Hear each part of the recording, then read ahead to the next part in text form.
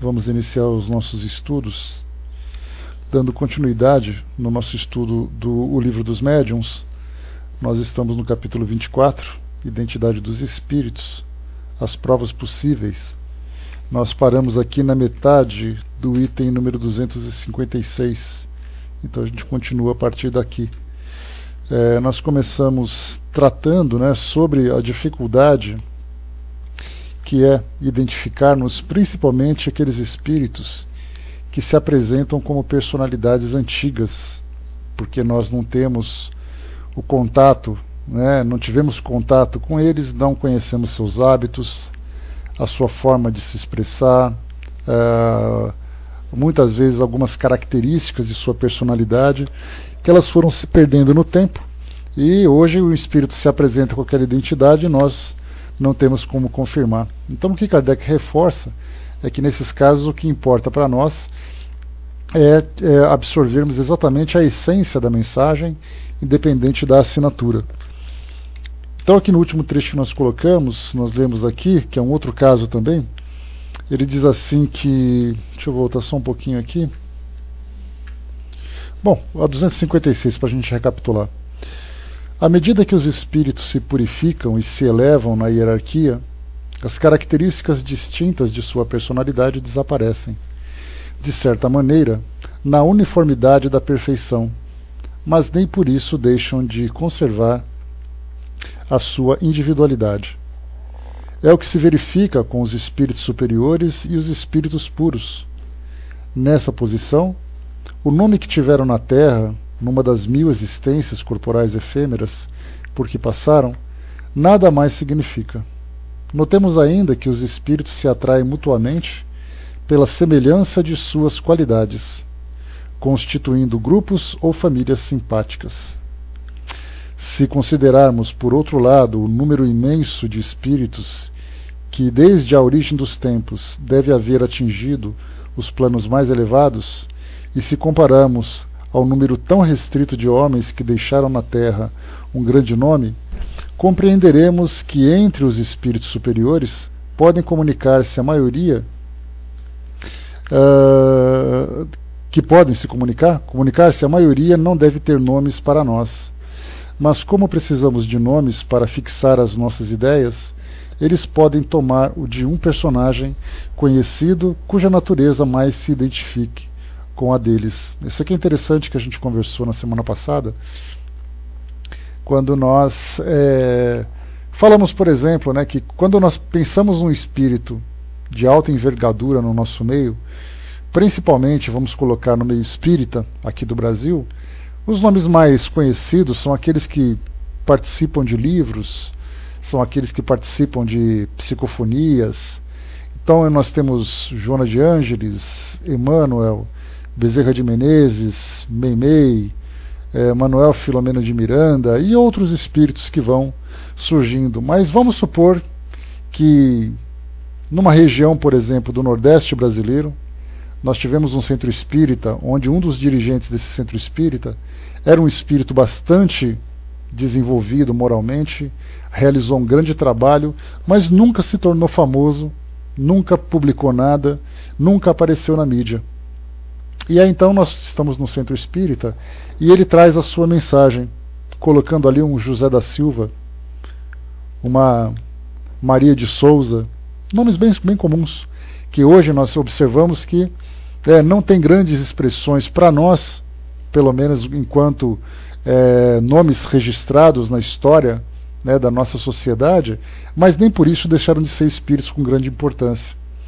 Vamos imaginar mais ainda um espírito que tenha nascido na Bulgária, e aí então na sua evolução ele começa a se aproximar do Brasil, e tem um interesse pela nossa sociedade, e ele se manifesta num grupo espírita, e a assinatura dele vai ser exatamente aquele que mais tenha se destacado, mas na região dele, um nome que a gente nunca ouviu falar, um espírito que para nós é completamente desconhecido.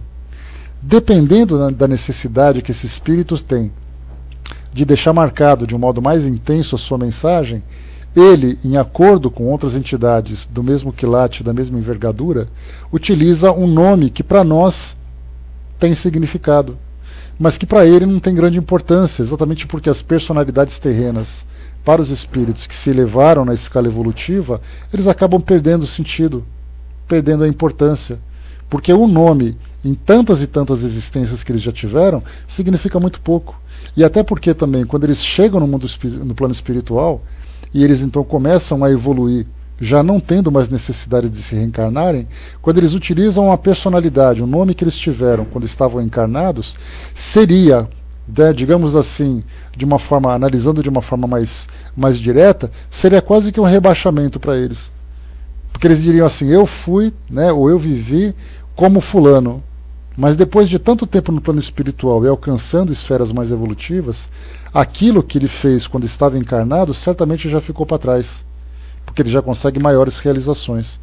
Daí então que a gente viu agora que os espíritos utilizam as nomenclaturas muito mais para facilitar o nosso entendimento do que para eles próprios. E como nós falamos, muitos espíritos que se manifestam em psicografias colocam apenas um amigo, um espírito protetor, porque o nome tem pouca importância. Nós temos vontade, muitas vezes, de ter contato sempre com espíritos que foram famosos. Isso faz parte da nossa natureza, Nós temos o nosso orgulho, que gosta de ser massageado, nós temos o nosso ego, que gosta de se destacar. Então, quando a gente diz assim, eu recebi uma psicografia de de Dom Pedro II. Aí todo mundo diz, nossa, que importante, Agora eu recebi uma psicografia do Pedro Pereira. Nunca ouvi falar.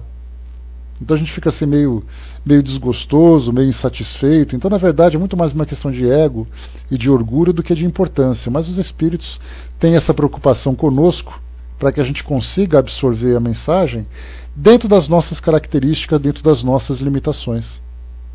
Então eles nos veem assim, nos ajudam, não alimentando o nosso ego, mas facilitando o nosso entendimento, para que a mensagem seja melhor compreendida entre nós.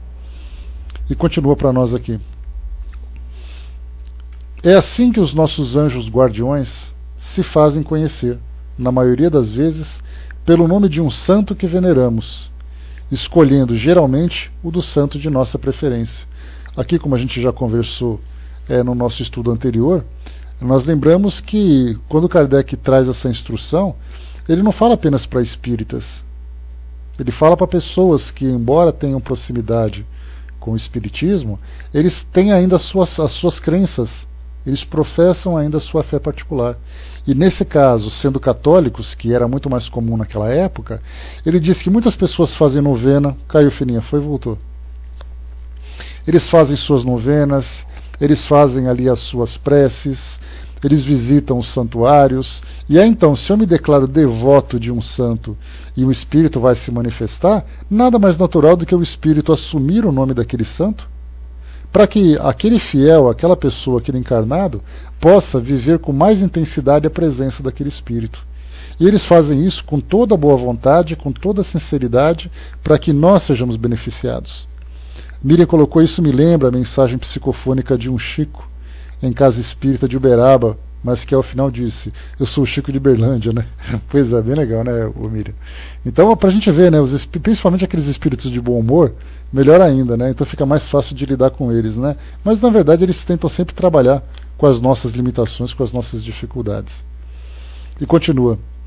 Dessa maneira, se o anjo guardião de uma pessoa dá o nome de São Pedro, por exemplo, não há nenhuma prova material de tratar-se do apóstolo. Tanto pode ser ele como um espírito inteiramente desconhecido, pertencente à mesma família de espíritos a de São Pedro, a que São Pedro pertence.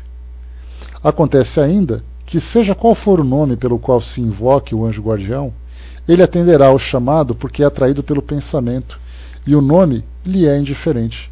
Então a gente viver essa realidade de imaginar que você não precisa de uma identificação nominal, pelo menos, mas a gente trata de uma identificação vibratória, de uma identificação mental, para nós é ainda algo muito fora da nossa realidade.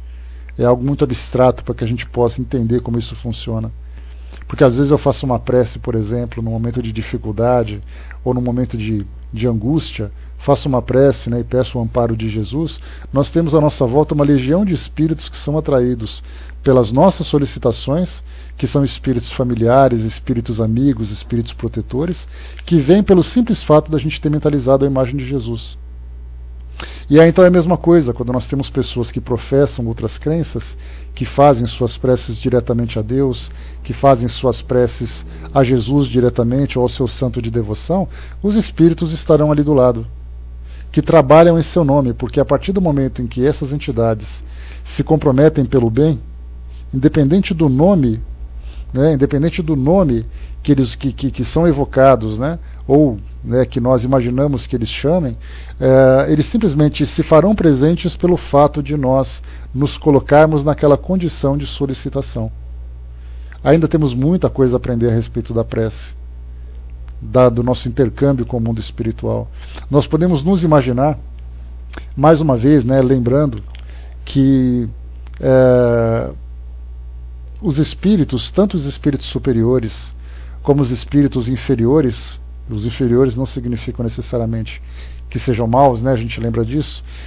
Então, qualquer espírito, né, os espíritos em qualquer faixa de evolução, principalmente aqueles que são mais voltados para as boas realizações, as realizações cristãs, fraternas, quando eles estão no mundo espiritual, e se nós quisermos entender como funciona o comportamento deles, como é a mente deles, basta a gente se colocar no lugar. Vamos imaginar que nós desencarnamos, e aí então nós estamos no plano espiritual, realizando as nossas tarefas em benefício do bem, né, principalmente para fazer com que o nosso mundo se transforme de uma forma mais positiva, de uma forma mais rápida. Nós estamos ali à disposição para fazer com que as coisas aconteçam, para que todos nós sejamos beneficiados. E aí então, durante o momento em que eu passo por algum lugar, eu percebo alguém fazendo uma prece, angustiada, uma pessoa triste, e aí então eu me aproximo dela e tento ajudar da melhor forma, transmitindo para ela um pensamento de otimismo, um pensamento de fortalecimento, e ela sequer sabe que eu estou ali, mas ela fez a solicitação ao mundo espiritual de acordo com a crença dela. Então hoje os espíritos não se preocupam com quem é chamado, eles se preocupam com a oportunidade que tem de trabalhar. E é isso que nós vamos aprendendo conforme vamos evoluindo mais os nossos valores. Aqui para nós, né, o Herculano Pires, que foi o tradutor dessa versão do Livro dos Médiuns, ele fez um comentário a esse respeito. Ele disse o seguinte, que Richer, a gente fala de Charles Richer, que foi, né, o chamado fundador da metapsíquica, ou mais conhecido como pai da parapsicologia. Ele nasceu em 1850, quando Kardec estava quase se aproximando da doutrina espírita, né, dos trabalhos, dos fenômenos para os trabalhos da doutrina espírita, e ele desencarnou em 1935.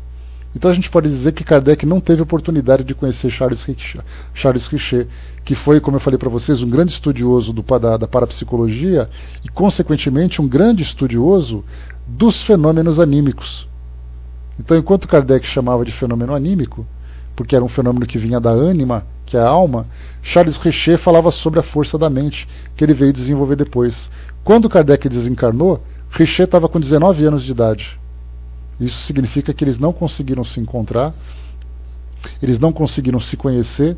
Quando o Richer começou a desenvolver esse trabalho, ele já não compartilhava, né, a mesma vivência com Kardec. Então, Charles Richer, conforme Herculano Pires, diz o seguinte: Richer formulou a hipótese do condicionamento à crença para explicar os casos de aparições de santos, anjos, etc. Ricardo Musso, da Argentina, explora essa hipótese em seu livro En los limites de la parapsicologia, da psicologia, para explicar as relações de espíritos protetores e familiares com médiuns e crentes no espiritismo. Como vemos acima, faltou a Richer, como falta hoje a Musso, e aos seus imitadores, um dado fundamental para o problema. Rejeitando a existência do mundo espiritual, não sabem como as coisas realmente se passam. O leitor deve atentar para essas importantes explicações de Kardec, baseadas na experiência, na lógica e nos ensinamentos dos espíritos superiores. Então o que ele chama atenção é que esses estudiosos dos fenômenos anímicos e também dos fenômenos psicológicos diziam que a crença que alguém tinha num espírito protetor, num anjo protetor, num santo de devoção, era uma questão de crença particular. Que isso não tinha muito a ver com a realidade, que isso era apenas uma criação nossa. Mas Kardec chegou a essa conclusão exatamente pelas observações. E através dessas observações ele chegou à compreensão da forma, primeiro da existência dos espíritos, depois da forma como eles atuam, e principalmente desse intercâmbio mental que existe entre nós encarnados e eles desencarnados. Continua aqui para nós. Bom dia, pessoal que chegou. O mesmo se verifica todas as vezes que um espírito superior se comunica usando o nome de um personagem conhecido. Nada prova que seja precisamente o espírito desse personagem. Mas se ele nada diz no seu ditado espontâneo que desminta a elevação espiritual do nome citado, existe a presunção de que seja ele. E em todos esses casos se pode dizer, se não é ele, deve ser um espírito do mesmo grau ou talvez mesmo um seu enviado. Em resumo, a questão do nome é secundária, podendo considerar o nome como simples indício do lugar que o espírito ocupa na escala espírita. E aqui Kardec lembra da escala espírita, lá do Livro dos Espíritos, que é a questão número 100, quando nós temos a terceira ordem, que é dos espíritos considerados inferiores. Depois nós temos ali dentro dessa ordem de inferiores os espíritos impuros. Aqui nós temos também os espíritos levianos, pseudo-sábios, neutros, batedores e perturbadores. Depois nós temos aqui os bons espíritos, que são os espíritos benévolos, sábios, prudentes, superiores. Depois os espíritos puros, que constituem uma classe única, porque não tem nem o mais puro nem o menos puro. Quando se fala em puro, nós já classificamos, né? A Ju colocou onde a gente se encaixa, nos espíritos neutros, provavelmente, né, Ju? Nos espíritos ali imperfeitos, mas ocupando ali deixa eu ver aqui, a sétima classe, segundo a classificação de Kardec. Está escrito assim, né? Nem são bastante bons para fazerem o bem, nem bastante maus para fazerem o mal. Tendem tanto para um como para outro, e não se elevam sobre a condição vulgar da humanidade, quer pela moral, quer pela inteligência. Apegam-se às coisas desse mundo, saudosos de suas grosseiras alegrias. Então essa aqui é a classificação que a esmagadora maioria de nós se encaixa, né? Agora nós temos aqui os pseudo-sábios, que são espíritos mais problemáticos, os levianos, pior ainda, e o mais complicado de todos aqui, segundo a classificação de Kardec, são os espíritos impuros. Esses são aqueles que nós dizemos, como ele diz aqui, são os espíritos inclinados ao mal, e o fazem objeto de suas preocupações. Então eles querem ver realmente o circo pegar fogo, né? Então estamos evoluindo para ver se nós conseguimos alcançar um estado mais elevado, de acordo com com as nossas conquistas, né? Então aqui para nós essa questão do nome então é secundária. Kardec continua, né? Olha, eu acredito, Miriam, quando você fala em pseudo-sábio, na verdade o pseudo-sábio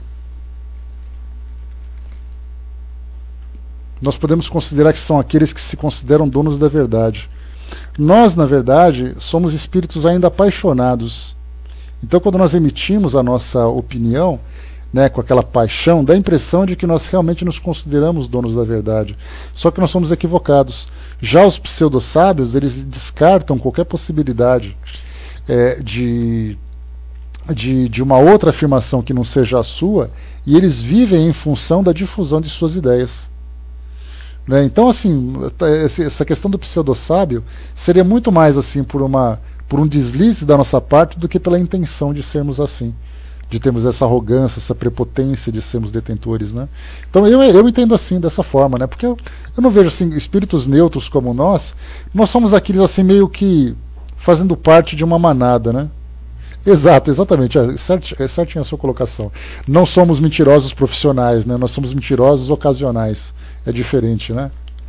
Então, quando se fala nos neutros, nós somos aqueles espíritos assim, que se por acaso surge algum estímulo provocativo para algo inferior, a gente cede a essa tentação. Se surge uma oportunidade da gente realizar algum tipo de atividade nobre, nós também realizamos. Então a gente não tem nem aquela convicção de que nós somos bons espíritos, mas também não somos espíritos que fazem mal. Na verdade, nós cometemos erros, é diferente. Então esses nossos erros nos levam a esse sofrimento, mas nós nos arrependemos dele. Porque quando você comete um deslize e você diz assim, se eu pudesse voltar no tempo eu faria diferente, e a partir dali a gente não comete mais, isso mostra claramente que nós temos imperfeição no nosso caráter, mas não temos a intenção dessa natureza, né? De realizar atividades dessa natureza. Então nós estamos ali, espíritos neutros, meio aqui, meio ali, e quanto mais o bem a gente estimular, mais isso se fortalece dentro de nós. Quanto mais nós somos ali, digamos assim, uma terra fértil, que o que jogar ali semeia. Se você jogar uma erva daninha, ela vai desenvolver. Se você jogar capim, ela vai desenvolver. Se você lançar ali plantas frutíferas, certamente elas vão se desenvolver também, né? Então, estamos ali prontos para receber o estímulo, né? Vai depender daquilo que chegar. Então falamos dos bons espíritos nesse caso, né, que é bem interessante, né? Mariana colocou, né, estamos numa roda gigante, né? Ora lá em cima quando fazemos o bem, ora lá embaixo quando escorregamos, deslizamos e sofremos também, né? Porque quando nós subimos, nós sentimos a satisfação, a alegria de termos realizado o bem, que é uma satisfação que só quem faz é capaz de sentir. Aquela gratidão, aquela satisfação do dever cumprido, de ver o bem sendo disseminado, isso para nós é muito prazeroso. E ao mesmo tempo vem ali a parte dos baixos, quando nós sofremos. É o arrependimento, é a angústia, é a culpa, é o medo. Então a gente está sempre ali, na alegria, na tristeza, né? A gente está ali no prazer e no sofrimento, e vai e volta, né? Mas a gente está sempre dispostos, né? Disposto a fazer com que essa evolução realmente aconteça nas nossas vidas, né? Continuando aqui para nós então, já falamos dos espíritos bons que utilizam os nomes de outros espíritos para poder disseminarem as suas ideias, e fazem isso com boa intenção, de uma forma muito produtiva, muito positiva. Agora Kardec coloca: a situação é outra quando um espírito de ordem inferior se enfeita com um nome respeitável para se fazer acreditar. E esse caso é tão comum que não seria demais manter-se em guarda contra esses embustes.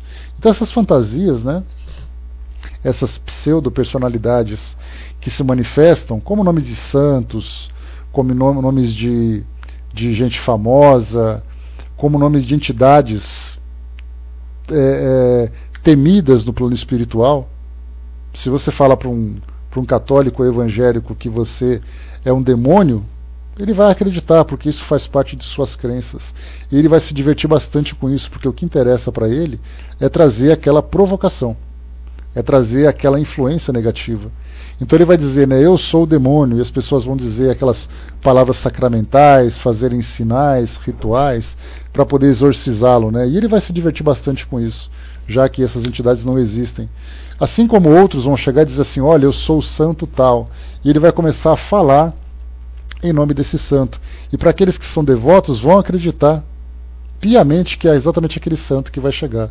Então primeiro ele começa a lançar uma mensagem, que é uma mensagem muitas vezes até verdadeira, quando ele fala de virtudes, quando ele fala de valores e tudo mais, mas ao mesmo tempo ele se torna falho quando ele tem que sustentar essa mesma mentira. Aí ele começa a trazer algumas ideias equivocadas, algumas ideias estranhas, né?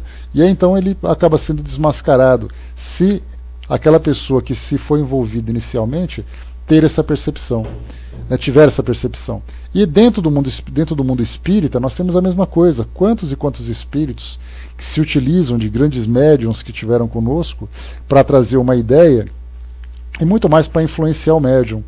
Porque o médium dizia assim, olha, eu acabei de receber uma psicografia que veio do Chico Xavier e ele veio falar comigo. Então a primeira coisa que a gente faz é, pera lá, será que é assim que a coisa funciona? Será que esse espírito teria um propósito específico de vir falar comigo, de vir falar, por exemplo, no meu centro espírita?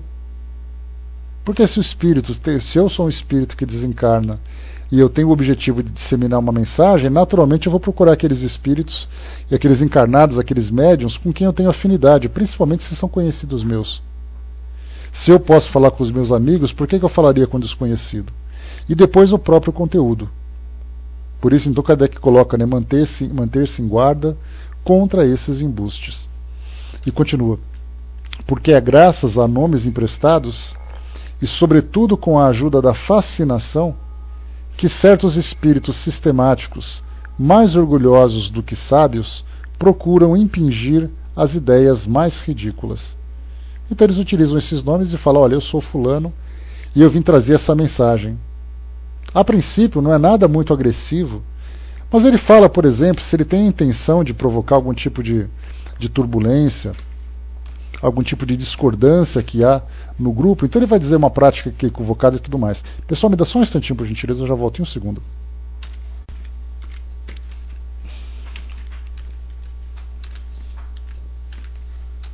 Pronto, voltando, pessoal. Onde nós estávamos aqui... Vou pegar aqui rapidamente. Aqui. Então, ele utiliza um nome de uma personalidade que pode parecer engraçado, né, para nós, ou até meio inútil, mas muitos espíritos se aproveitam da oportunidade porque eles têm a necessidade de alguma forma se sentirem importantes, de alguma forma conversarem com os encarnados, mas de uma forma destacada. Então eles vão utilizar, olha, meu nome é tal, de acordo com a característica de cada sociedade, eu posso me manifestar como um religioso. Inclusive aquele livro que chama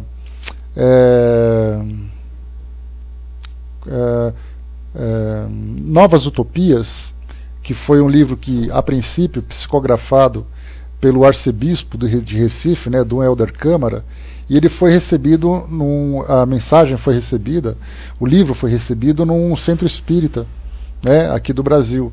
E aí então ficou aquela desconfiança. Dom Helder Câmara, um espírito que teve grande destaque na Igreja Católica, que trouxe aquela mensagem, será que era ele, será que não era? Porque ele foi o único que se manifestou, e a pergunta é, por que ele foi se manifestar através daquele médium naquela casa espírita? Então, a partir do momento em que o livro foi publicado, surgiram uma série de questões, indagando se realmente era aquele espírito. Não com relação à Igreja Católica, porque eles já de imediato já descartaram qualquer possibilidade, já que isso não faz parte de suas crenças. Mas para nós espíritas surgiram essas questões. E aí então, lendo o texto, observava que pelo menos havia coerência entre a posição do religioso quando encarnado e o discurso do espírito que se manifestava, falando sobre a surpresa das possibilidades de comunicação, a sustentação da filosofia dentro da Igreja Católica. Então, para quem não leu e quiser conhecer um pouquinho mais, esse livro é bastante interessante, Novas Utopias. Tá? Então, vai observar exatamente isso. Outros livros que eu tive a oportunidade de ler, que não são espíritas, mas que são livros psicografados, nós tivemos 2 livros interessantes, um de uma freira que desencarnou na Inglaterra, e ela psicografava através da sua amiga. Então, assim, como a gente não conhece as duas personalidades, a gente fica mantendo ali, analisando qual é o discurso daquela religiosa, que ela continuava falando sobre o seu trabalho, continuava falando sobre a sua fé, mas de muito que ela tinha para aprender. E quando a gente ouve, por exemplo, assim, sobre espíritos comuns, que não são envolvidos com a religião, mas que se destacaram na arte, que se destacaram na política, que se destacaram em outras áreas da nossa sociedade, a gente começa a pensar, bom, o nome é um nome importante. O discurso, ele é coerente ou ele não é coerente? Vocês se lembram que eu comentei com vocês que quando eu era garoto, nós estávamos num churrasco na casa de um amigo, eu tinha por volta dos meus 12 anos de idade, e aí então naquele churrasco nós tivemos, eles trabalhavam com a Umbanda, né, esses nossos amigos, então durante a festa acontecia o transe mediúnico. E aí então manifestou um espírito falando inglês. Meu pai na época tentava conversar com ele com inglês meio estranho, né, um inglês meio brasileiro, meio esquisito, e aí então para tentar identificar o espírito. E o espírito se identificou como sendo Elvis Presley. Mas o interessante foi que depois de alguma tentativa do espírito falar em inglês, para falar com o espírito em inglês, o espírito desistiu e disse em português, eu não estou entendendo nada. Então quer dizer, você imagina Elvis Presley falando com inglês numa cidade lá no interior de Mato Grosso, falando no meio de um churrasco, e depois que ele não entendia o que estava acontecendo, ele falava em português que não estava entendendo. Aquele era Elvis Presley. Né? E eu tive, para vocês verem, eu tive a oportunidade de testemunhar isso, e com 12 anos de idade é um tipo de coisa que fica registrado na memória que a gente nunca mais apaga, né? Primeiro por eu ter falado com Elvis Presley, né? Pois é, essa questão, ele não morreu ainda, né, Miriam? Então como é que ele vai falar, né? Então, quer dizer, aos 12 anos tive contato com Elvis Presley no meio de um churrasco numa cidade lá no interior do Mato Grosso. Aí depois a gente vai se desenvolvendo, vai analisando e fala, meu Deus do céu, quanta coisa estranha, né? E assim outras personalidades vão surgindo. Então os espíritos se aproveitam dos médiuns despreparados, das reuniões que não são sérias, ou das reuniões que de alguma forma se encontram em desequilíbrio, e eles se manifestam, porque o que interessa para eles é chamar a atenção. É como se você estivesse num centro espírita, fazendo a sua palestra, as portas abertas, e alguém entrasse no meio da palestra e começasse a falar alto, para chamar a atenção. Alguém que não concorda, alguém que está desequilibrado, alguém que não se encontra ali plenamente lúcido. Ele começa simplesmente a falar, conversar, discutir, debater, pelo prazer de ter a oportunidade de passar o seu tempo se divertindo. Né? Então todos nós somos vulneráveis e impressionáveis. A mesma coisa acontece quando você vai numa dessas reuniões evangélicas e você tem ali, né, espíritos que chamam, por exemplo, Exus, espíritos que chamam Zé Pilintra, espíritos que chamam, como é que chama aquela Maria Padilha, que são nomes característicos da Umbanda. E sim, engraçado é que tudo quanto é reunião evangélica, esses espíritos aparecem. E por mais que eles sejam ali exorcizados, cobra coral, estão sempre aparecendo. Aí você faz a sessão de descarrego, 2 semanas depois ele aparece no outro centro espírita com o mesmo nome, fazendo a mesma coisa. Porque é Exu isso, porque é outro isso. O Espírito Santo se manifesta também, mas nesse caso vai a coerência daquilo que ele fala, porque muitos espíritos utilizam, né, esse nome para poder transmitir uma mensagem de evangelização para aquele grupo, isso é bastante sério. Então a gente vê que os espíritos brincam e manipulam, principalmente esses principalmente não, né? Em especial esse das classes inferiores, como eles brincam e nos manipulam à vontade. Exatamente por falta de preparo, pelas nossas crendices, pela facilidade com que nós somos influenciáveis e tudo mais. E continua para nós aqui. Na verdade, né, o Herculano Pires ele trouxe para nós uma outra mensagem aqui. Né? Coloca na área de texto, filhinho. Ele coloca aqui para nós, né? Encontramos na bibliografia espírita numerosos casos dessa espécie, tendo alguns conseguido infiltrar-se em respeitáveis setores da divulgação doutrinária, ocasionando graves prejuízos à aceitação do espiritismo por pessoas sensatas e ilustradas. A fascinação foi tratada no número 239 do capítulo anterior. Como se vê ali, o espírito mistificador paralisa a capacidade de julgamento do médium. O mesmo se dá com todas as pessoas a que se deixam envolver.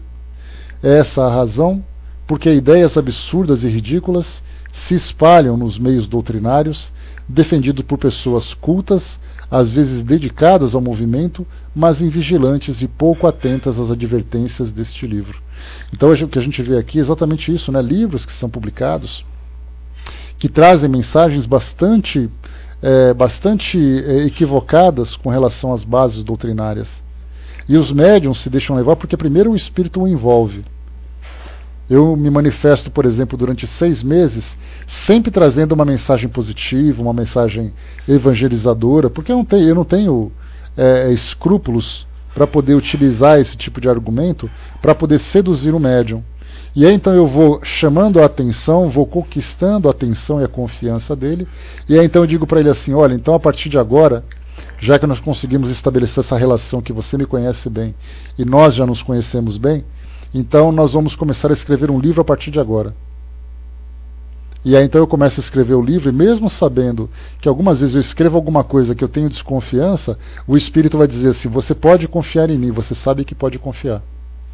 E aí então ele vai trazendo mensagens, que isso vai, de certa forma, semeando dúvidas, principalmente para aqueles que estão se iniciando, se aproximando da doutrina espírita. Porque, na verdade, esses equívocos, ou essas falhas doutrinárias que são apresentadas nos livros, não são para poder provocar atrito entre os espíritas já convictos, mas é exatamente para criar uma barreira de dúvida para aqueles que ainda não tiveram contato com a base doutrinária. E aí, quanto mais pessoas você afastar, muito mais fácil de se influenciar. Essa é a dificuldade que nós vemos hoje. E continua aqui para nós o texto. Assim, a questão da identidade, como dissemos, é mais ou menos indiferente quando se trata de instruções gerais, desde que os espíritos mais elevados podem substituir-se mutuamente sem que isso acarrete consequências, ou seja, sem que isso cause algum tipo de prejuízo para o trabalho. Eu tenho um espírito que se assemelha a mim, em termos de virtudes, de conhecimento. Eu me manifesto num grupo mediúnico utilizando um outro nome, mas o que vale, na verdade, é a mensagem que é transmitida. Até porque os espíritos elevados, eles não têm a preocupação de utilizar nomes que possam provocar grandes comoções nos grupos. Porque essas grandes comoções, na verdade, provocam grandes turbulências. E essas turbulências vêm exatamente, você acaba colocando em segundo plano a mensagem propriamente dita, enquanto que o nome se destaca. Então os espíritos, quanto mais elevados eles são, mais discretos eles preferem ser. Mas dentro de determinadas circunstâncias, é importante que eles identifiquem a mensagem com uma personalidade. Mas eles saberão, eles sabem exatamente quando isso deve ou não acontecer. E continua Kardec. Os espíritos superiores constituem, por assim dizer, uma coletividade, cujas individualidades não são, como com poucas exceções, completamente desconhecidas. Então aqui a gente lembra que espíritos formam esses grupos pela afinidade, pela semelhança que eles têm, mas formando, digamos assim, uma consciência coletiva. Não é o caso, só utilizei esse nome para mostrarmos que eles pensam da mesma forma, que eles desenvolvem trabalho com a mesma dedicação, então eles formam uma consciência coletiva. Mas dentro dessa consciência, cada espírito mantém a sua individualidade, suas preferências, suas tendências, suas histórias, seus planejamentos. Mas a ideia, de um modo geral, está presente em todos. Então, se um se manifesta e traz a mesma mensagem, e vem outro da mesma categoria, da mesma família, e traz uma mensagem semelhante, isso para eles é indiferente. Para nós, também deveria ser indiferente, porque o que vale exatamente é o conteúdo daquilo que chega e o efeito que isso provoca na nossa transformação. Mensagens de evangelização, mensagens de estímulos e fortalecimento, tudo aquilo que é necessário para o nosso crescimento. E continua. O que nos interessa não são as pessoas, mas o ensino. Ora, se o ensino é bom, pouco importa se venha de Pedro ou Paulo. Devemos julgá-lo pela qualidade e não pelo nome. Se um vinho é mau, não é a etiqueta que o faz melhor, mas já é diferente nas comunicações íntimas. Porque então é o indivíduo ou sua pessoa mesma que nos interessa. É, pois, com razão que nessa circunstância se procure assegurar de que o espírito manifestante é realmente realmente o que se deseja. Aqui nós temos dois pontos. Quando nós falamos de um espírito mistificador que utiliza a identidade de uma pessoa famosa para poder chamar a atenção dos encarnados, a gente lembra que ele pode, durante um certo tempo, utilizar uma linguagem parecida com aquela entidade, com aquela personalidade, né? Principalmente se for, por exemplo, como um religioso, um filósofo, um espírita, seja lá como for. Então ele começa a falar como se fosse aquela pessoa. Mas chega uma hora que ele não consegue mais interpretar, porque existem situações em que você não consegue mentir. É o caso, por exemplo, de eu sair na rua e dizer que eu sou um ator. No momento em que me chamarem para provar que eu sou um ator, eu vou então mostrar que eu não tenho talento. Eu não sei se vocês já tiveram oportunidade de brincar, de escrever poesias. Houve uma época assim da minha adolescência em que eu começava a escrever rimas. Isso porque a gente começava a conversar na escola, aquela coisa toda. Vamos escrever poemas. Então, na nossa cabeça, o que era o poema? É você transmitir uma mensagem que tenha rimas. E aí a gente começava então a escrever os poemas, né? O que importava era o final ser igual. No final do poema, depois que ele era composto, a gente fazia a leitura e via um poema pior do que o outro. Aqueles poemas mecânicos, sem sensibilidade, com conteúdo superficial, típico de quem não tem qualquer tipo de habilidade ou talento para fazer isso. Algumas vezes você pega meia dúzia de versos de um real poeta e a gente vê que naquela meia dúzia de versos ele consegue transmitir uma mensagem tão profunda que se nós escrevêssemos 2 páginas de poema, a gente não conseguia chegar perto. É a mesma coisa, uma diferença que existe entre um músico e entre um tocador de instrumentos. Vamos supor que eu seja um músico e o meu instrumento seja o piano. Então existe uma diferença entre o músico que toca piano e o tocador de piano. Você percebe pelo toque nas teclas, pela sensibilidade da música, pela batida, pela velocidade, você percebe tudo. Para quem tem especialização em música, sabe detectar claramente aquela pessoa que tem talento e sensibilidade e aquela que não tem. Então eu posso ir para uma escola de música e começar a estudar as partituras, e estudar determinado tipo de instrumento musical e começar a tocar minhas músicas. O máximo que eu vou fazer é repetir aquilo que está na partitura, mas sem a sensibilidade que ela merece. Já alguém que tem sensibilidade mediúnica, que tem esse talento, vai desenvolver aquela partitura de um modo muito natural, muito tranquilo. Então a gente vê claramente que quando você demonstra aquilo que de fato você é, você não consegue interpretar uma outra personalidade, incorporar uma outra ideia. É a mesma coisa de um espírito, então, que vem assim dizendo, olha, eu fui um religioso na minha outra encarnação. Aí eu começo a falar de Bíblia, começo a falar de citações evangélicas, começo a falar de Jesus e coisa e tal, mas chega uma hora que eu começo a falar daquilo que realmente eu sou. No meio de uma frase ou outra, de um versículo ou outro bíblico, eu vou soltar a minha ideia. E a minha ideia vai ser característica, né? Vai ser típico da minha personalidade. Se eu sou um espírito inferior, vai chegar uma hora que eu vou demonstrar quem eu sou. Porque nós não conseguimos utilizar uma máscara durante muito tempo. Nós não conseguimos omitir aquilo que nós temos dentro de nós. Por isso, então, é muito fácil desmascarar. E quanto mais estudo o grupo mediúnico tem, muito mais fácil detectar esses sinais se torna. E continua para nós. Kardec colocou aqui, né? Nesse caso, as mensagens são indiferentes. Né? A assinatura é indiferente quando a mensagem traz esse conteúdo elevado e universal. Mas Kardec coloca, mas já é diferente nas comunicações íntimas, porque então é o indivíduo ou a pessoa mesma que nos interessa. É, pois, com razão, que nessa circunstância se procure assegurar de que o espírito manifestante é realmente o que se deseja. Aqui quando a gente fala assim, bom, se eu quero uma mensagem que fale sobre o espiritismo, que fale sobre o universo, que fale sobre as mensagens de Jesus e tudo mais, qualquer espírito que tiver bom conhecimento, boa didática,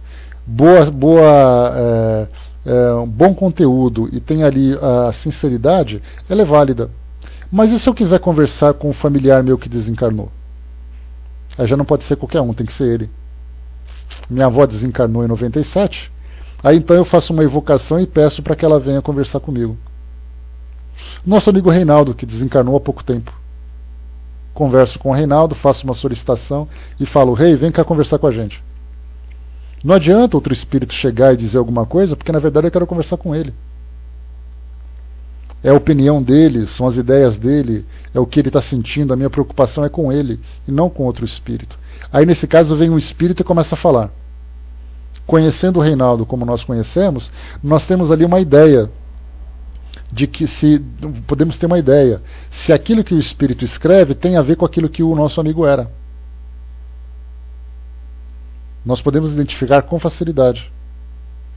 Diferentemente do que acontece com os espíritos que são ou espíritos antigos ou são espíritos que não se identificam. Então, quando nós falamos de um espírito especificamente, nós temos que comprovar sua identidade. Normalmente isso acontece, a gente observa também, no meio espírita, as pessoas que vão a grupos fazendo solicitações de notícias de desencarnados. Ou seja, você vai e diz assim: olha, eu queria conversar com meu filho, com a minha mãe, com a minha esposa, com meu marido, com meus avós, com meus amigos e coisa e tal.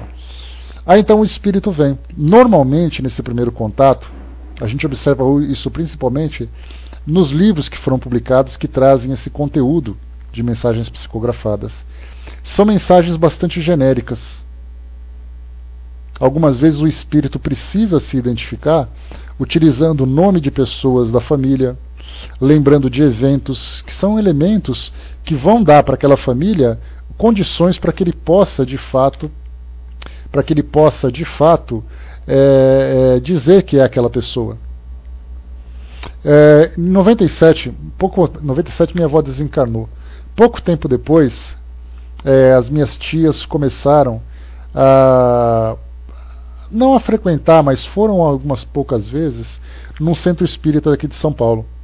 Então elas foram lá, deixaram o nome, deixaram o endereço, deixaram o nome da minha avó e tudo mais. Pouco tempo depois, chegou uma carta pelo correio contendo uma psicografia. Aí então nós abrimos essa psicografia, né, elas leram, tal, ficaram assim meio desconfiadas, não sei o que, e trouxeram lá em casa. Não tinha, como não tenho muita experiência para fazer esse tipo de identificação, mas quando a gente começa a ler, a gente já percebe se é aquela pessoa ou não que fala. Então nós começamos a ler e percebemos assim: bom, se eu entregasse essa mesma carta para o vizinho que tivesse desencarnado alguém da família, que teria perdido alguém da família, ele também veria sinais bastante interessantes, bastante semelhantes. Então são mensagens que de fato são genéricas, que a gente fica se perguntando: será mesmo que é aquela pessoa? Será que a mensagem veio dela? Então, da carta toda que foi publicada, que foi divulgada, né, ou que foi transmitida para nós, apenas ali alguns poucos detalhes que tinham alguma coisa a ver com situações da família, discussão da família e coisa e tal, né, porque a família acabou tendo uma discussão. Aí ela dizia assim, né, olha, eu peço desculpas por tudo que aconteceu e tal. Então a gente pensa assim: bom, primeiro, minha avó era analfabeta. Ela passou a vida dela como lavando roupa para famílias, morava no interior do interior de São Paulo, lá na cidade de Barretos, né, para quem já ouviu falar. Minha mãe nasceu lá. E aí então, naquela cidade lavava roupa, tinha uma condição muito precária da estrutura familiar, tinha aquele monte de filhos e coisa e tal, tinha uma personalidade muito forte. E de repente na carta vem com um português que é impecável, falando de uma forma muito genérica, muito superficial. E aí então a gente pergunta: será que era minha avó? Aí a orientação que eu passei para eles é o seguinte: olha, independente se fosse ela ou não, né, vamos prestar atenção na mensagem, que realmente ela deve se sentir muito culpada por aquilo que aconteceu, né? Então, foi aquilo que eu falei, né, Ju, que poderia ser uma mensagem enviada por alguém que utilizou a mesma coisa. Algumas vezes nós temos famílias que dizem assim: olha, eu recebi uma carta do meu filho, mas eu não tenho certeza se é ele. Porque ele começa dizendo assim: querida mãezinha, mas meu filho nunca me chamou de querida mãezinha. E aí, então o que nós percebemos? Que muitas vezes o plano espiritual trabalha com uma boa intenção, trazendo mensagens para as famílias para que elas possam se acalmar. Pelo menos até aquele momento em que os espíritos não têm oportunidade de psicografar. Nós tivemos um caso, que eu já contei para vocês, que em frente à minha casa, onde eu morava, nós tínhamos ali uma ladeira, que era muito interessante, uma rua muito tranquila, e um garoto, por volta dos seus 13, 14 anos de idade, estava andando de bicicleta. E aí então, em frente à minha casa, tinha ali um pequeno comércio do pai, e o pai estava lavando a calçada ali, né? Jogava água, varria e coisa e tal. O garoto andando na rua com a bicicleta, de repente veio um carro e atropela o garoto. E o garoto desencarna com traumatismo craniano na hora, na frente do pai. E aí foi aquela gritaria, todo aquele trauma todo e tudo mais. E depois de um tempo, né, os pais, vivendo aquela angústia toda, começou a frequentar um centro espírita grande aqui em São Paulo que trabalha com psicografia, que é o Centro Espírita Perseverança. Vocês já devem ter ouvido falar, né? Temos ali a presidente do Perseverança, frequentou já programas da Ana Maria Braga, deu entrevista, já participou de Globo Repórter, essas coisas. Mas aí então, a família começou a frequentar. E aí veio uma primeira psicografia. Eu me recordo, eu não me lembro o nome do garoto, mas eu me lembro que o primeiro espírito que veio ele chamava Alexandre.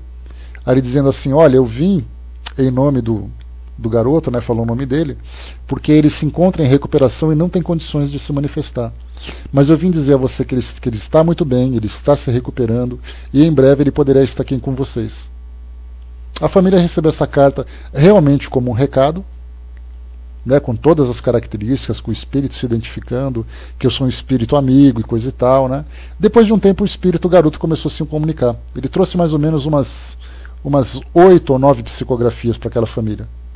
Ele começava a falar depois de situações domésticas, ele sabia que a família estava discutindo, estava brigando, ele lembrava que o irmãozinho precisava também de atenção, porque ele tinha um irmão mais novo, e em virtude dos pais viverem aquele drama todo, eles acabavam meio que deixando de lado o sentimento do garoto.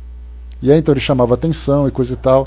E eu me lembro, né, era bem interessante porque, como eu comentei com vocês, esse espírito ele escrevia naquela psicografia que era bastante comum, naqueles garranchos que são bastante comuns dos espíritos, né? E os pais não conseguiam entender. Então eu tive ali o privilégio de transcrever essas cartas. Cada vez que chegava uma carta fresquinha, a primeira coisa que eles faziam era ir na minha casa para que eu pudesse digitar. Então eu podia acompanhar a evolução, até que chegou um momento que era perto do Natal, ele escreveu assim, eu vim aqui me despedir de vocês.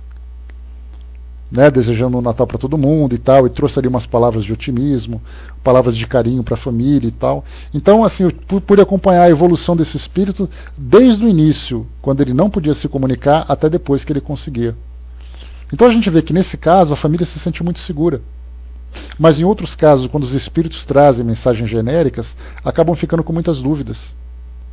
Tá, vai com Deus, Milton, bom trabalho. Nós tivemos, por exemplo, um livro chamado Intercâmbio do Bem. É um livro muito bacana, que ele só tem psicografias. Então ele não é uma história. Mas você pega, por exemplo, a primeira parte, é a psicografia e tem o nome do espírito, é do Chico Xavier, inclusive, a psicografia. Para quem quiser, esse livro vocês podem encontrar com facilidade na internet. Então você tem lá, primeira psicografia, fulano de tal, nasceu tal, desencarnou tal, aconteceu tal coisa, e depois ele traz a comunicação toda, e ao final tem ali algumas observações, né? Que na carta ele faz citações de nomes, de lugares, de eventos, e a família, depois que recebeu a psicografia, identificou esses sinais. E aí depois, com a autorização, Chico Xavier, né, o pessoal do Centro Espírita do Chico, acabou publicando essa carta. Então a gente vê que os espíritos procuram trazer essa identificação no caso de mensagens que são muito pessoais. Então eu chamo por um apelido carinhoso, eu trago o nome de familiares que já desencarnaram, né? O vovô está aqui, vovó também está aqui, um amigo da família também está aqui. Muitas pessoas até dão depoimento, né, que alguns nomes que foram citados em algumas comunicações, eles não eram identificados por aquela pessoa. E falam assim, olha, nós não conhecemos essa pessoa. Mas depois de começarmos a conversar com familiares mais antigos, nós lembramos de um vizinho que morava na casa do interior, não sei das quantas. Então, os espíritos procuram apresentar esses sinais para facilitar a identificação. Porque, do contrário, vai ser uma grande desilusão você buscar uma comunicação, porque é aquilo que o Espiritismo diz, que os espíritos continuam vivos, que eles podem se comunicar, que os laços de afeto que os unem com os encarnados não se rompem, e aí então você recebe uma comunicação que te gera um monte de desconfiança. Você não apenas põe em xeque aquela comunicação, mas você põe em xeque a própria doutrina, que traz como base fundamental a comunicabilidade com os espíritos. Aliás, a doutrina espírita foi elaborada em função da comunicação com os espíritos. Então, por isso, essa grande preocupação, os trabalhos sérios, os trabalhos bem desenvolvidos, evitar que médiums se deixem levar pelo orgulho de quererem ser porta-vozes do mundo espiritual e tudo mais. A gente lembra da nossa amiga Rosana Madjaroff também, a mesma coisa. A Rosana, quando ela começou a receber as mensagens da Tati, que foram no total de 22 ou 23 psicografias que ela recebeu, através do Celso de Almeida Afonso, que já desencarnou inclusive, lá de Uberaba, ela até publicou, né, um livretinho, para quem quiser ler as mensagens da Tati, que são mensagens muito bacanas, está lá no site www.saudadeeadeus.com.br. Então todas as psicografias estão lá. Leiam, que é muito interessante. Então, assim, o detalhe dessa psicografia que a Vaninha lembrou aqui é que muitos gatinhos, porque a Rosana queria, né, cachorros e gatos, e aí então havia meio que um surto de doença entre os gatinhos. E aí então a Tatiana, através da psicografia, falou assim: mãe, não se preocupe com os gatinhos, que nós estamos cuidando deles. Filhinha, publica por favor aí o endereço. Então, quer dizer, ela falava sobre local, ela falava assim: olha, eu lembro quando nós estávamos no Texas, que ela viajou para lá, aconteceu e coisa e tal. Então foi muito legal. Então é algo muito emocionante mesmo de se vivenciar. A Miriam colocou lá em cima, né, eu recebi uma carta bem genérica da minha mãe, mas se não fosse por um detalhe eu descartaria, né? A mensagem é muito bonita e tem a ver com ela, mas não fala de particularidades da família. Mas o detalhe que me chama a atenção foi ter escrito meu nome certo, né? Quando a médium poderia escrever de várias formas, né? Alguma coisa, né? Tá ali, a Vaninha colocou, saudadeeadeus.com.br. Então dê uma chegadinha depois lá na seção de psicografias, e tá lá psicografias da Tatiana, né? Da Tati. Vocês vão gostar, é muito, muito bacana. Além de outras mensagens também, porque a Rosana acabou centralizando no site dela comunicações de várias pessoas. Então ela tinha contato com muitas mães, muitos pais, muitas famílias que tiveram entes desencarnados, e quando eles recebiam as psicografias, eles mandavam para ela, e ela publicava no site. Então tem dela, tem da irmã dela que desencarnou, tem de outras pessoas, assim, pessoas amigas. Então vocês vão lendo e fazendo uma análise, né, de até que ponto ali tem um sinal que identifica, tem outro que é mais interessante. Não sei se vocês se lembram, no filme O Sexto Sentido, bem no final, quando o garoto conversa com a mãe, dizendo que era médium, que ele via pessoas mortas. Aí ele comentou sobre um pingente que desapareceu, que era a avó dele que pegava. E aí então a mãe ficou desconfiada, né, começando a querer gritar com ele, e ela falou assim: olha, a vovó disse que estava lá, na sua apresentação de balé. E a mãe arregalou aqueles olhos, né, e respondeu uma pergunta que ela fez, que a filha fez na sepultura da mãe, se ela sentiu orgulho dela. Então a gente vê assim que os espíritos trazem nessas circunstâncias particularidades que muitas vezes não nos deixam com dúvidas, mas infelizmente nem todos são assim. A Araci colocou, né, é difícil a psicografia de familiares, né? Imagine se os teus mentores, né, já é difícil, né, você consegue colocar muito pouco do pensamento, né?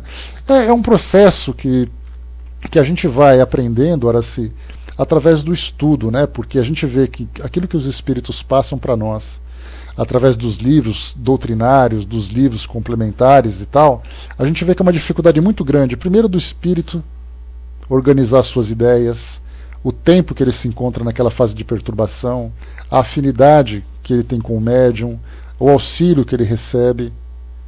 Porque se eu sou, por exemplo, né, imaginar, dá para a gente fazer uma comparação fácil, aqui os Correios aqui do Brasil, eles têm um serviço muito interessante, que é o serviço de Natal. Então muitas crianças nessa época escrevem assim: ao Papai Noel, e o endereço dele é o Polo Norte. E eles mandam uma mensagem, né, as crianças postam essa mensagem, e os Correios gentilmente respondem essas cartas, como se fosse do Papai Noel, com um cartão postal, com uma mensagem bonita e coisa e tal, né? Então fica uma coisa bem bacana. E aí então, a gente fica imaginando assim, imagina o Papai Noel querendo você escrever uma carta para o Papai Noel, só que em vez da criança escrever, o pai escreve no lugar da criança. Você percebe claramente que, por mais carinhosa que seja a carta, por maior que seja a tentativa do pai de falar como criança, ele vai falar como um adulto. Ele não tem como mudar isso, a menos que a criança seja alfabetizada, o mínimo para poder escrever uma comunicação, o pai que escrever, ele vai acabar interferindo de alguma forma naquele conteúdo, porque ele não tem a mentalidade de uma criança. A mesma coisa acontece quando um espírito vem se comunicar e ele não tem condições, e vem um outro espírito um pouco mais desenvolvido que ele para trazer a comunicação. Aí ele traz a sua contribuição e, inevitavelmente, ele influencia naquilo que o espírito estava querendo dizer. Então ele pode, algumas vezes, dar alguns sinais que possam identificá-lo, mas a forma como ele escreve é uma forma diferente. E é aí que as pessoas começam a desconfiar. Mas fulano não falava desse jeito. Não falava porque não foi exatamente ele que escreveu, mas ele teve ajuda para poder transmitir a mensagem. Então são situações assim que vão mudando essas características, né, da mensagem, vão dificultando, facilitando e tudo mais, né? Então, né, o Fernando lembrou aqui que do Natal escolhe algumas para atender o pedido também, né, que é muito bacana. Então temos ali, né, esses exemplos que ilustram bastante a forma como se dão essas comunicações. Vamos em frente aqui para nós. Na questão 257. Deixa eu ver o tamanho dela. Tá, dá para a gente falar agora.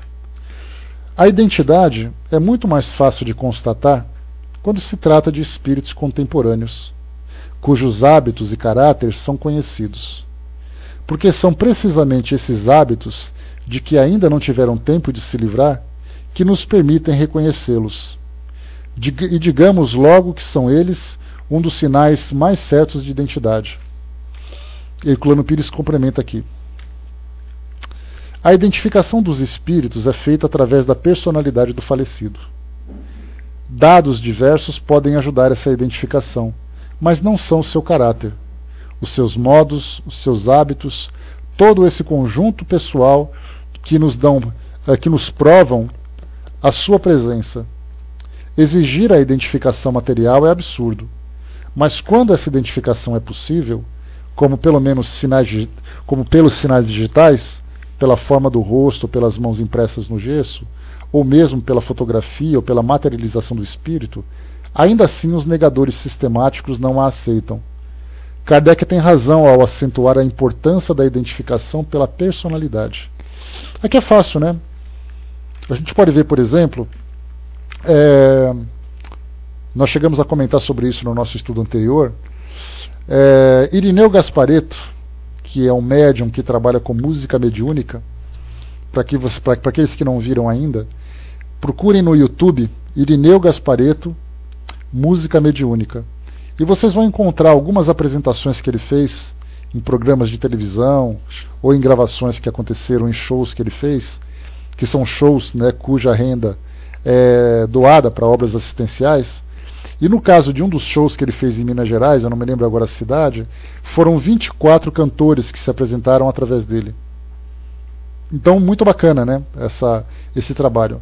Mas o que chama atenção é, por exemplo, são dois cantores que são muito marcantes no trabalho que ele faz e que estão sempre presentes. O primeiro é o Cazuza, que nós conseguimos observar, pelo menos, traz alguns indícios, né? Pois é, André, um flashback interessante, né?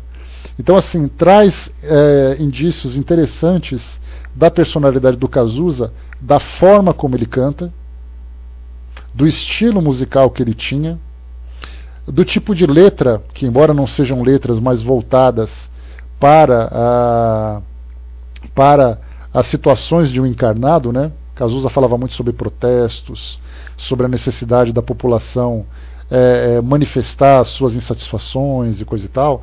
E aí então no mundo espiritual ele traz um outro tipo de mensagem, que é muito natural essa mudança, porque o espírito, quando ele sai do plano físico, vai para o mundo espiritual e começa a compreender exatamente a sua essência espiritual, o universo das virtudes e tudo mais, ele então já muda a sua opinião. E um outro espírito também é Raul Seixas, que traz aquele rock característico do Raul Seixas, né? Característico dele, que também lembra essa personalidade. Então não dá para a gente atestar definitivamente que de fato é ele, né? Mas lembra bastante.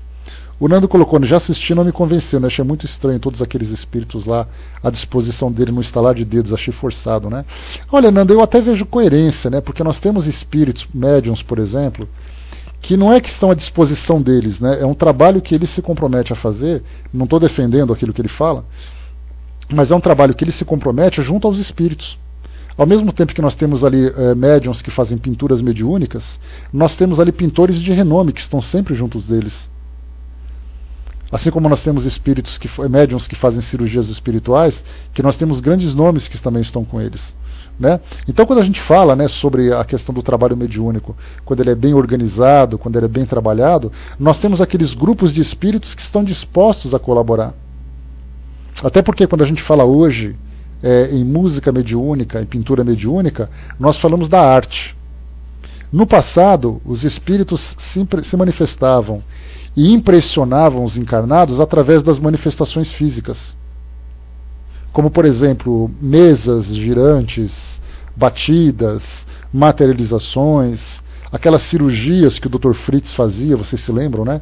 Que corta, enfia ali um negócio, um canivete no olho, enfia uma colher pelo nariz, corta e sangra, aquela coisa bem, bem chocante, né? E aí então, mas aí os espíritos perceberam que hoje eles podem nos sensibilizar através da arte. Né? Então nós temos ali a música e também a pintura.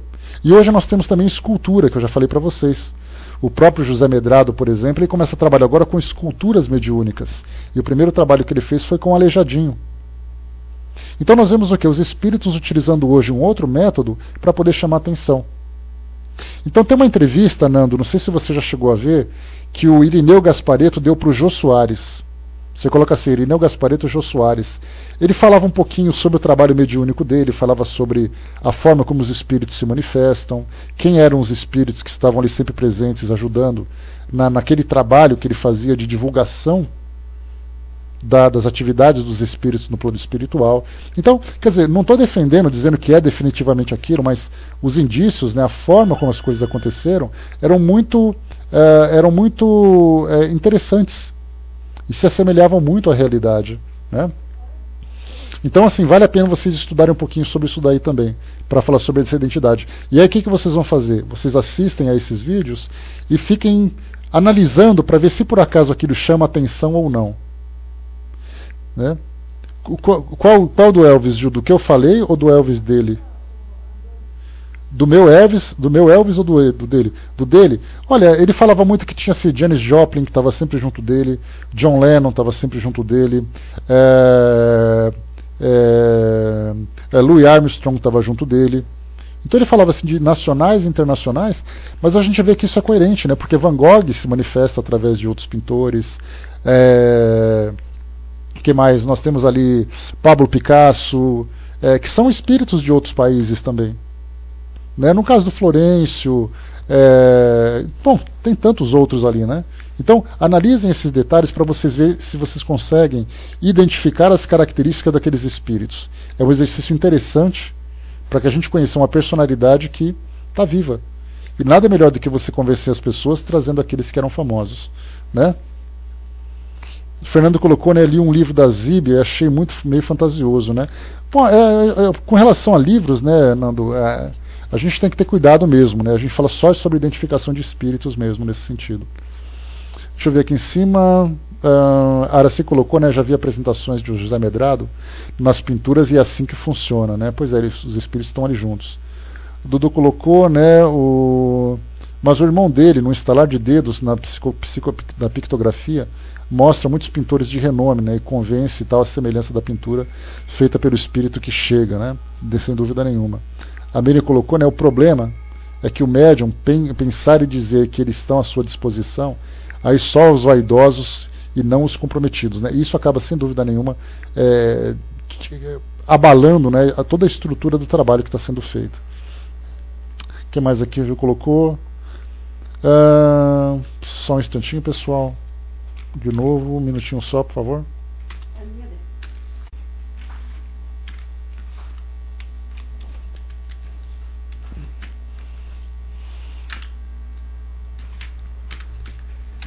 Pronto, voltando, pessoal, desculpem. Né? Deixa eu ver aqui onde a gente estava. A gente parou aqui no primeiro item, ainda temos aqui alguns parágrafos para falar. Para a gente não atrasar muito, a gente deixa para a próxima quarta-feira. Então a gente parou no 257, a gente vai recomeçar, que fica mais fácil da gente absorver tudo isso. Fica mais legal ainda se vocês aproveitarem essa oportunidade e assistirem a esses vídeos. Tanto os das pinturas mediúnicas, embora de pintura seja um pouco mais difícil, porque só pessoas que estudam realmente pintura conhecem, né, o estilo de cada pintor, né, os temas das obras e tudo mais, né? Mas no caso da música já fica mais fácil, porque música é música, né? A música a gente ouve o tempo todo, conhece o tempo todo e tal, né? No caso dos pintores, nós tivemos um pintor, um médium, me esqueci o nome dele agora, ele é do Rio de Janeiro, lá perto do CELD, lá em Bento Ribeiro, me esqueci, ele tem um centro lá, e ele foi na Xuxa fazer uma apresentação de mediunidade, na Vila Valqueire, né? O Lívio, eu esqueci o sobrenome dele, Lívio Barbosa, obrigado.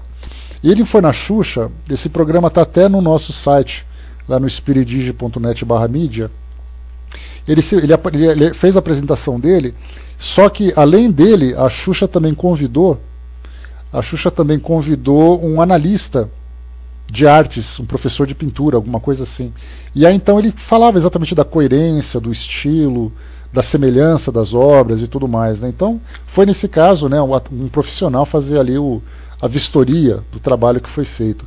E no caso da música a gente vai muito pela voz. Então ouça um pouquinho nesses 2 dias até a gente fazer o nosso próximo estudo, para que vocês tragam também essa ideia da identidade. E procurem também o livro